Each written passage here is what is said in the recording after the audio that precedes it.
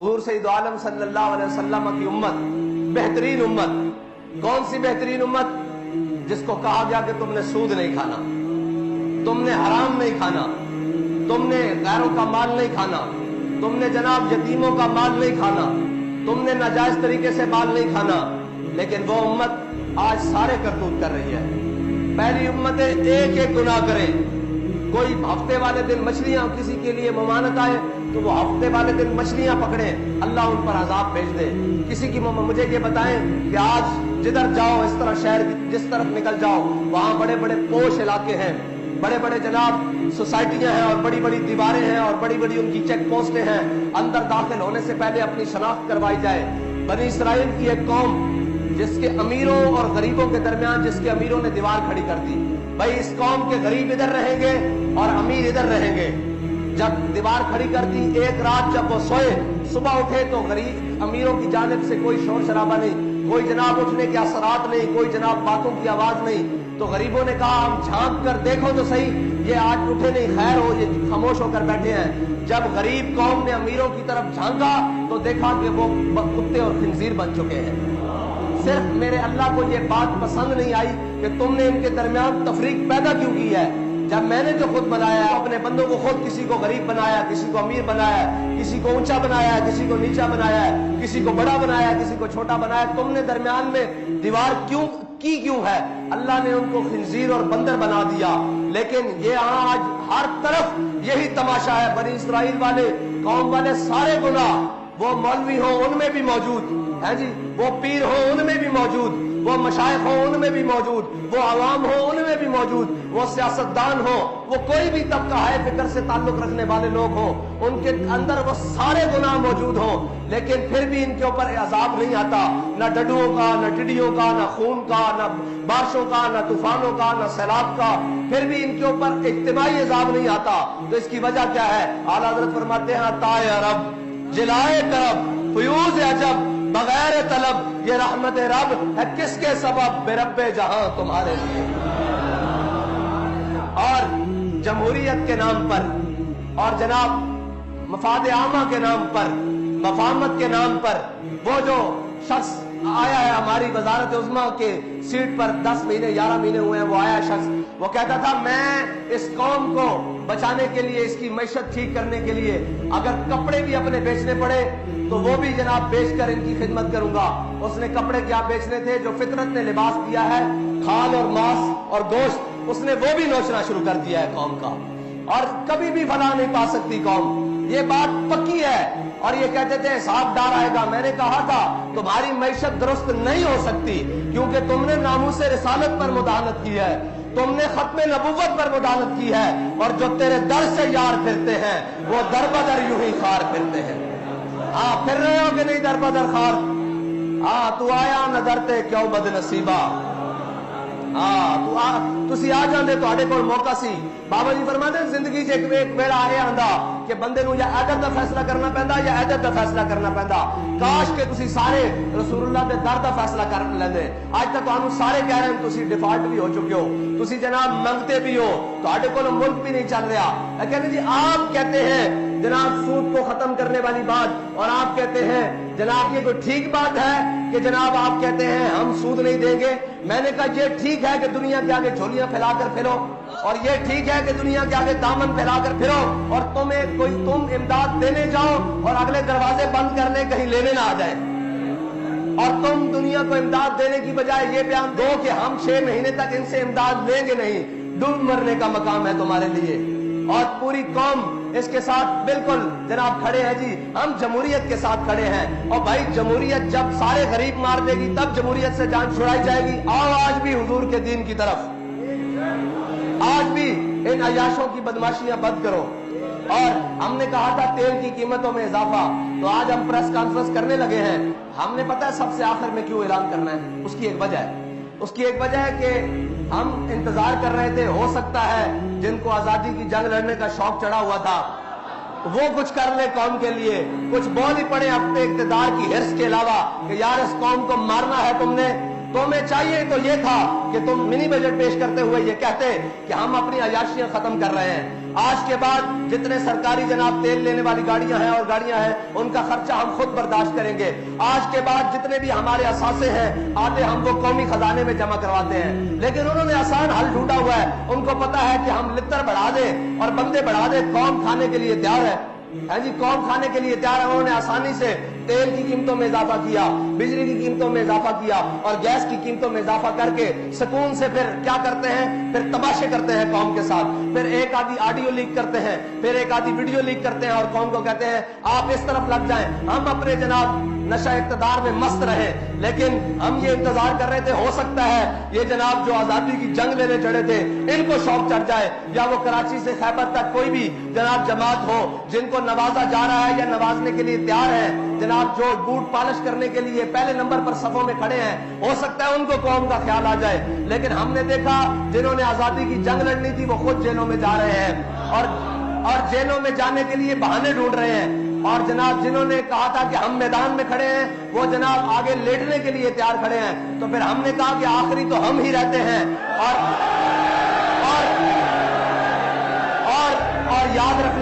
اور یاد رکھنا قوم کی پناہ آخری حضور کا دین ہی ہے.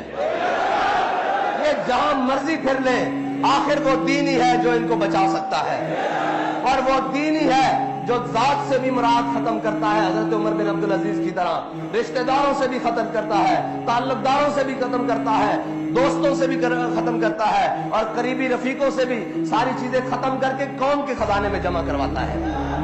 اور جناب ان کو نشہ اقتدار نے مست کیا ہوا ہے. لیکن یہ یاد رکھنا تم قوم کے جناب ہر چیز لوٹ چکے ہو, لیکن اب قوم, میں آپ سب سے بھی کہتا ہوں جائیں اور جا کر کہیں. وہ کہتے تھے کہ جناب مولویوں نے روڈ بند کر, ابھی بھی کئی بکواس کریں گے کہ جناب ان مولویوں کو کیا ضرورت پڑی تھی, یہ ایسی بات کریں ایسی بات کریں. بہرحال ان سے تو ہمیں غرض نہیں, کم از کم آپ قوم کے پاس جائیں اور اسے کہیں آپ کس چیز کا انتظار کر رہے ہیں.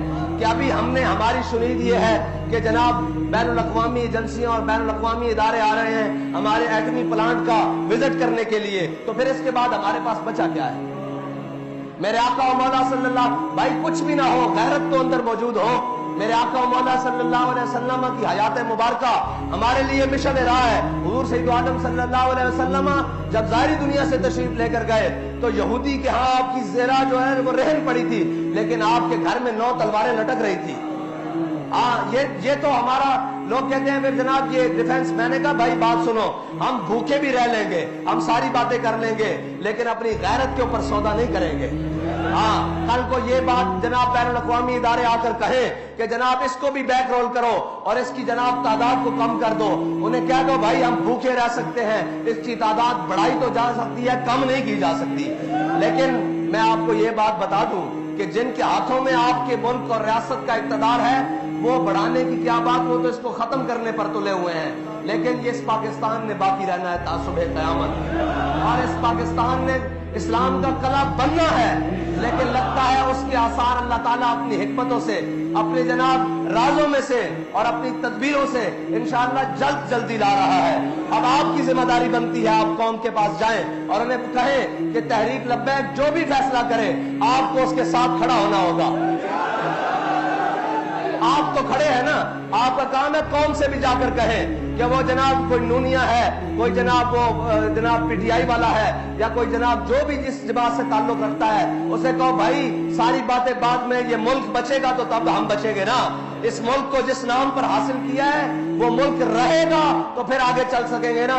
تمہاری یہ, میں تاجروں سے کہتا ہوں میرے آقا و مولا ابھی رمضان شریف آ رہا ہے, اس کے لیے بھی انشاءاللہ ہم نے ایک جناب پلان ترتیب دیا ہوا ہے اور انشاءاللہ بڑا بہترین ہوگا.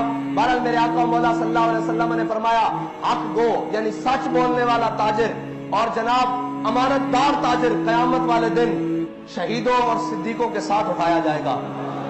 لیکن سچ بولنے والا تاجر اور جناب امانت دار تاجر, لیکن یہاں کیا ہوگا, ابھی جناب آئے گا رمضان تو قیمتیں 3 گنا بڑھا دی جائے گی.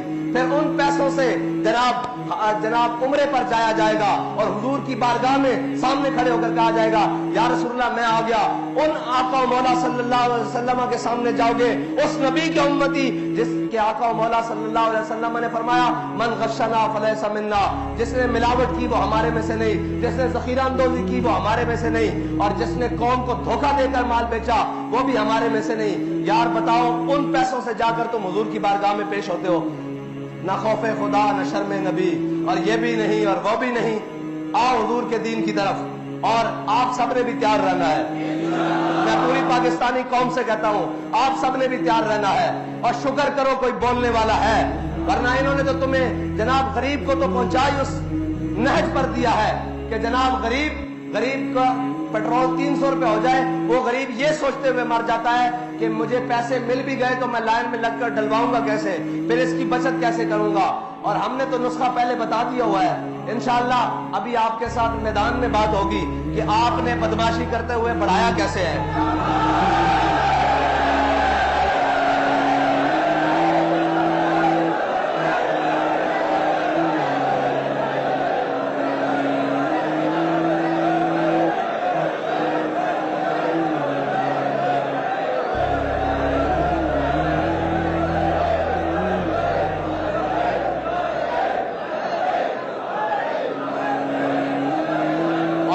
बदमाशी पर उतर आए तो फिर इंशाअल्लाह तहरीक लब्बैक वालों का तो ट्रैक रिकॉर्ड मौजूद है ना इंशाअल्लाह। फिर हमें तो ये जानते हैं अच्छी तरह कि हम फिर जिस हद तक भी जाएं फिर हमारा काम वो होता है। तो फिर हमारे बड़े तो हमें सबक पढ़ा कर गए हैं कि ऋषि के फाकों से टूटा न बरहमन का तिलस्म, आसान हो तो कलीमी है कारे बेबुनियाद। हमारे बड़े तो फिर हमें वो रास्ता बता कर गए हैं, और उस रास्ते पर अल्हम्दुलिल्लाह हम आज भी चलना जानते हैं, और हम अपनी नस्लों को भी सिखा रहे हैं कि हुजूर के साथ वफा करनी कैसे है। और ये सिर्फ पाकिस्तान का मसला, सिर्फ महंगाई का नहीं है अल्लाह के बंदो, ये पाकिस्तान की बका का मसला है। वरना पेट्रोल पहले भी महंगे होते रहे हैं और सारी चीजें, हम इसलिए खामोश थे चलो यार इकोनॉमी चलने दो। आज जनाब पाकिस्तान का कर्जा 51,000 अरब रुपए हो गया है, 51,000 अरब रुपए। पिछले एक साल में 23% कर्जे में इजाफा हुआ है। पिछले साल जो था वो पाकिस्तान का तकरीबन कर्जा 41,500 अरब रुपए था, यानी 41,557 या 550 या 55 इतने अरब रुपए था। आज जनाब 50,996 अरब रुपया है आज के दिन में, ये कौम को पहुंचा दिया है। और जो महंगाई की सूरत है वो 12.3% में थी, अब 25.3 में। बहरहाल जितने भी आंकड़े लाए जाए भाई, जितने भी आदादो शुमार किए जाएं, सारी मुल्क भी बैठकर आदादो शुमार करे। गरीब को रोटी मिल रही है तो तुम्हारे आदादो शुमार ठीक है, अगर उसके दरवाजे तक नहीं पहुंच रही तो फिर तुम जितने भी आंकड़े मिलाओ वो सारे गलत है, वो सारे गलत है। उसको जिस तरह मर्जी जहां से मर्जी लेकर आओ वो सब कुछ गलत है। और चाहिए तो ये था कि अपने प्रोटोकॉल और अपनी अयाशियां और बदमाशियां खत्म करते, लेकिन कहां प्रोटोकॉल खत्म करते। अपनी भतीजी को, हम तो खवातीन का नाम नहीं लेते, लेकिन इस वक्त के वजीर आजम ने अपनी भतीजी को जनाब डिप्टी प्राइम मिनिस्टर जितना प्रोटोकॉल दिया हुआ है। क्या खिदमत है उसकी कौम के लिए, क्या खिदमत है उसकी कौम के लिए। फिर वो जनाब सिंध का डाकू, उसका बेटा वो वजीर खारजा बना है, और उसका वजीर खारजा बनने से पहले और अब तक प्रोटोकॉल डबल हो चुके हैं। ये कौम जो जनाब, और कौम का भी कोई हाल नहीं। एक जनाब वो दुकानें खोले, कोई नई ब्रांड खोले तो जनाब लाखों और करोड़ों रुपए उनकी सेल हो जाती है। कैसे हो जाती है? खुदा का खौफ करो, अल्लाह के अजाब से डरो। अल्लाह ताला जब, मेरी बात सुनो, जब कौमें और कौम के जिम्मेदारान बदफितरती पे उतर आते हैं ना, और उनको किसी चीज की परवाह नहीं होने लगती, फिर अल्लाह ताला जिल्लत उन कौमों का मुकद्दर लिख देता है। फिर याद रखना, फिर अल्लाह ताला, अल्लाह के निश्तर हैं, तैमूर हो या चंगेज। अब्बासियों की जनाब खिलाफत ऐसे नहीं टूटी थी, उनकी अपनी हरकतें भी ऐसे थी। वो सोने और चांदी के जनाब बर्तनों में खाने खाने शुरू हो गए थे, और उनके गरीब जनाब दरवाजे पर जनाब भूखे प्यासे बिलखते मर जाते थे। उनके सिपाहियों की तनख्वाहें पूरी नहीं होती थी। याद रखना, जो कौमें इस नहज पर उतर आए फिर उन कौमों का निशान बाकी नहीं रहता। यहाँ तैमूरी और चंगेजी सारे मिट गए और सब मिट जाएंगे, लेकिन याद रखना, अगर अपना नाम बाकी रखना है और अपना तशख्खुस बाकी रखना है तो फिर क्या किफायत शारी अपनानी होगी, फिर कौम बनकर रहना होगा। ये भेड़ चाल नहीं, हर कोई अपना अपना सोच रहा है। मेरे आका मौला सल्लल्लाहु अलैहि वसल्लम का दीन ही है جو جناب اثار بھی سکھاتا ہے، محبت بھی سکھاتا ہے اور لوگوں پر خرچ کرنا بھی سکھاتا ہے، ورنہ باقی دولت تو جناب یا فرعونیت سکھاتی ہے یا قارونیت سکھاتی ہے یا چنگیزیت سکھاتی ہے۔ اللہ تعالی ہمیں حضور کے دین کے ساتھ مخلص ہونے کی توفیق عطا فرمائے۔